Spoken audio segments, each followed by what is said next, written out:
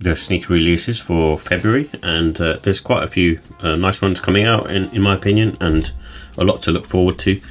Just depends on, I suppose, whether you are into, I guess, Jordans and Nikes. But the first one up in 1st of February is the Lionel Messi Adidas Samba Cream White. And this is a sneaker that I think, there's been quite a few of these from Lionel Messi in different colorways, and this one is quite sort of simple, and if you're a fan of Sambas then maybe you'd go for this. And also on the 1st of February you've got the Adidas Ultra Boost 1.0, and this is the Valentine's Day version. Just a mid sneaker in my opinion, not that special, but obviously the Ultra Boost 1.0 is a classic.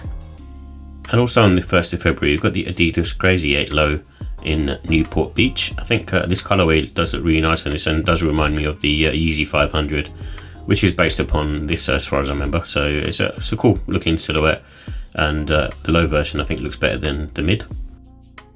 And also on the 1st of February, I'm not sure if this will drop on the 1st of February, but it's got the date for there, is the Nike Air Flightposite 1 in triple black, and just a nice simple colorway, and I do like the looks of the Flightposite, but not enough for me to go out and purchase a pair. And also on the 1st of February, we've got the Air Jordan 3 Valentine's Day. I think this one is a cool silhouette, especially for the women out there, and I think it'll be popular as well for Valentine's Day. And also on the 1st of February, you've got the Teenage Mutant Ninja Turtles Puma MBO 1, and this is the Baxter Stockman colorway, but there are several other colorways releasing. Obviously the Turtles ones themselves, which is in two different pairs, so you've got Leonardo and Donatello, and then Michelangelo and Raphael in those kind of orders. And then there's also a Krang version as well. So I think the Baxter Stockman one is supposed to be the limited one, as far as I know. And something which I may go for on the 5th of February, if I can cop a pair, is the New Balance 1906L in suede, black and rich oak. I'm going to try and go for the black pair because I kind of like the way these feel on feet, and just the way they look as well. And I kind of like the, dressing sort of with smarter outfits, having this kind of loafer, because I don't like wearing the shoes. And also on the 6th of February, you got the New Balance 1500 made in UK, and this is in dusty blue, and I do like the brown and little bits of orange hits on there, and I do like the look of the sneaker. I think it's very cool, and it reminds me of the Air Max 1. It's just the comfortability is not quite there. And I'm not sure if this will drop, but on the 6th of February you got the Nike Air Max DN8 Hyperpink, and the reason I say that is obviously this is a Hyperpink colorway, so it could drop for Valentine's Day, but also on the flip side of that, I thought these were releasing on Air Max Day, but I could be wrong on that. But I'm not a fan of the silhouette. I think it looks a bit weird, to be honest. And also on the 6th of February, you got the Nike Air Max Plus Black and University Gold. Just a nice sort of simple colorway, especially if you're an Air Max head. Definitely sort of go for these. I think it looks nice, in my opinion, but not something that I'm personally going to buy, but I do like the look of it. And also on the 7th of February, there's sort of different dates for this one.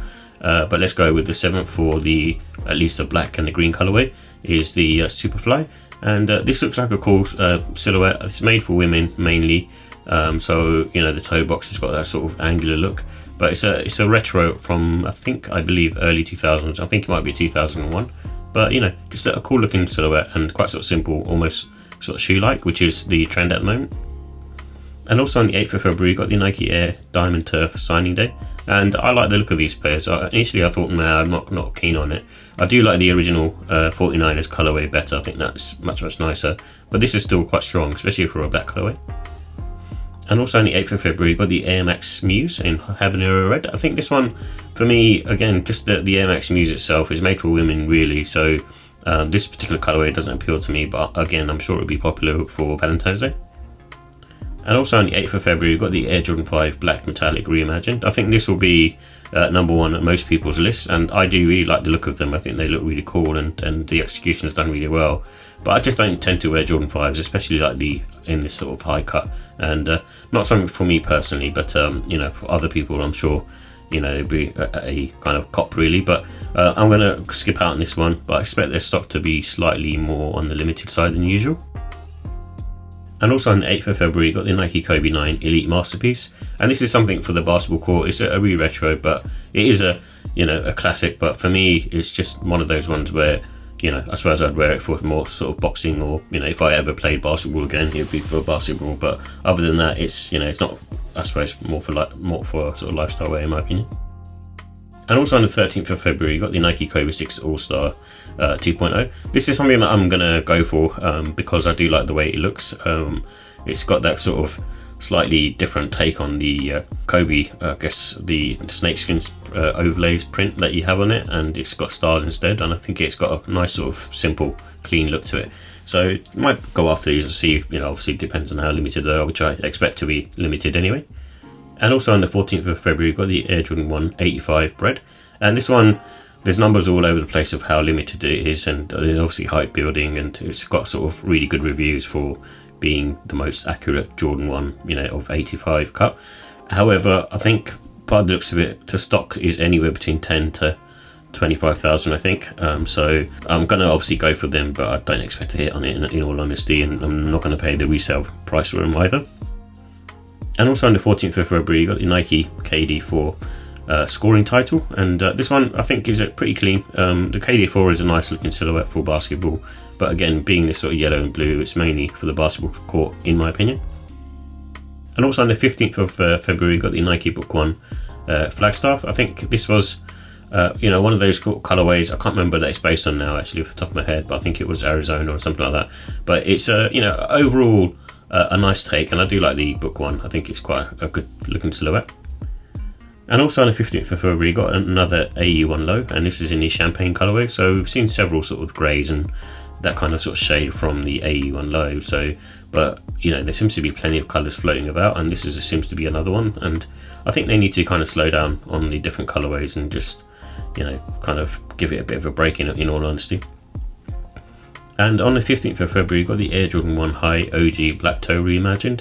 I think this one probably has so much stock because then it got sort of postponed till February, and that's obviously to keep in demand with people who can't get the Air Jordan 1 Bred will kind of go for these.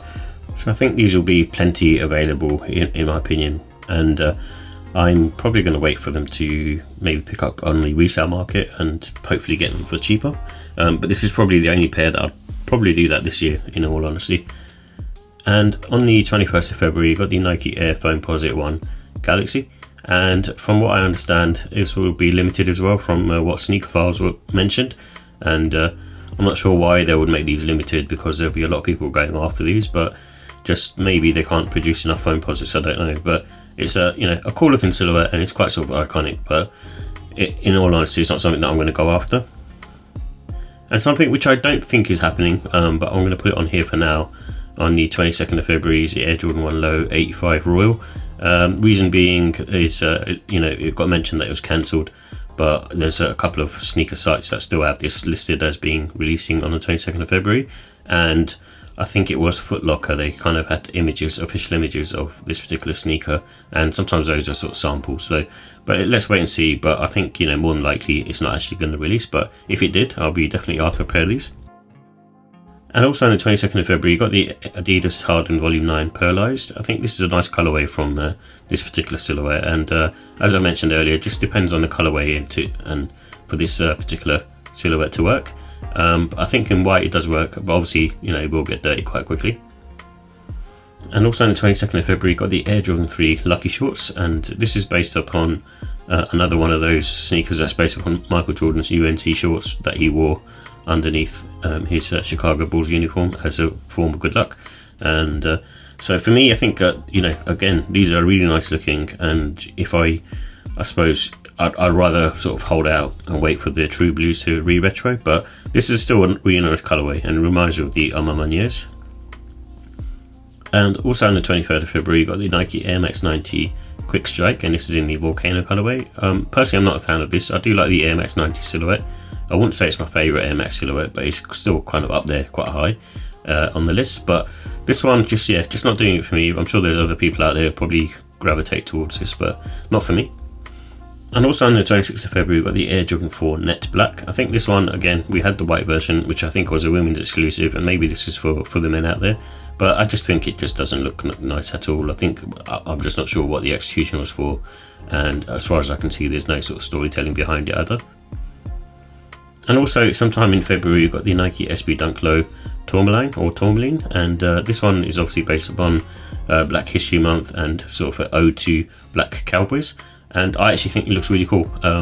Probably not something that I'm going to go after myself, but I do appreciate, if this SB Dunk, because it just looks different and out of the norm, and they've gone the extra mile, I think, with this particular sneaker.